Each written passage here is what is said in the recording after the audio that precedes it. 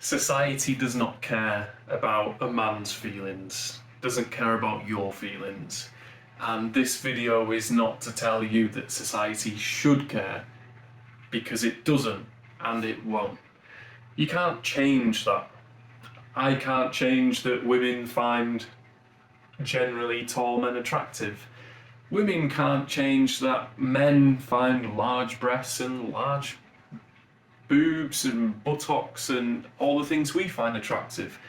There are certain things in the world that you can't change, especially when it comes down to the traits that are assigned to different genders. And I'm not trying to start like a trans argument or anything like that. It's just to say that men are expected to be a rock, not Dwayne "The Rock" Johnson. Men are expected to be stoic, from both women and men. If you moan and talk about your feelings and moan, "Oh, work was so hard today," or "I can't believe I have to go back tomorrow," the first few times a woman will say, "Oh, that sucks." Keep doing it and she will lower her ranking of you. If this is your girlfriend, she will dry up. If this is a potential partner, she will dry up. If this is just a female friend, she will think you are less of a man, because sadly, one of the things that we're supposed to do as men, it's not sad, depends how good at this you are, but one of the things you're expected to do as a man is to just fucking deal with it. Like, you're supposed to be making actions, making movements, and fucking cutting straight through the middle and doing shit and getting shit done. This is not expected of women. It's still great when women can do this, but in general, it's okay for your girlfriend to moan because you're The Rock. You're Dwayne "The Rock" Johnson. It's okay for a woman to moan and to cry because you're gonna look after her. That's how it is.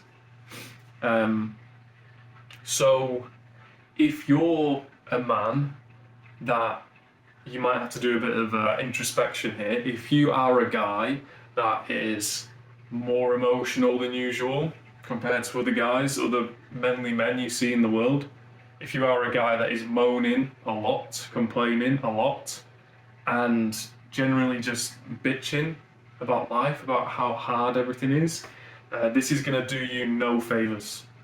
It's not going to do anything. And let me quickly preface this by saying, however, if you are suffering with depression, suicidal stuff, absolutely go talk to someone, preferably a psychiatrist, a therapist, a doctor. Yes, okay? A problem with this message is that it can be misconstrued as toxic masculinity, or men shouldn't talk about their feelings, and then some men don't talk about their feelings and they end themselves. If you are dealing with that level of problems, you need to go talk to someone, yes. But if you're just doing, that issue dealt with, if you're just doing a bad job at life and you're just moaning and bitching, there's no point, there's no use. It's gonna turn off women.